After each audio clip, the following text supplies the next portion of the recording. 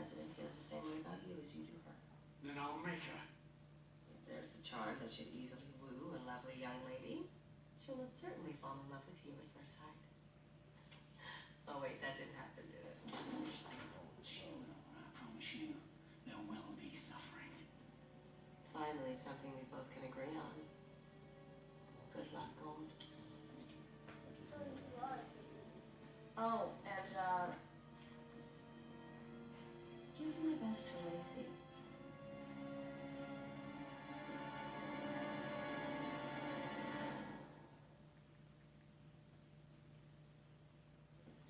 Bowls of chili, no beans. The dwarf's got something against beans.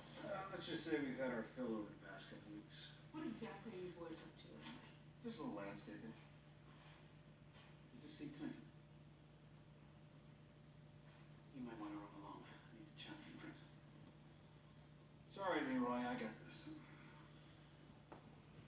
What do you want to chat about, Gold? Regina. She, helped Joe Quell's memory. It's good that... No, wrong memories.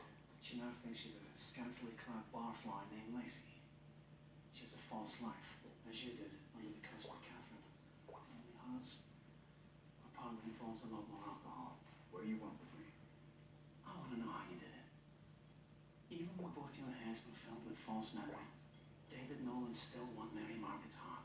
You want me to help you? Well, I'm certainly not here for the overpraised lasagna. You got my boy followers. As someone who would have killed all of you.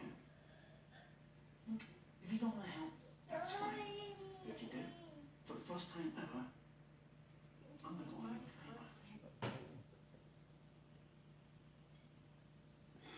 All right. Regina cursed Mary Margaret.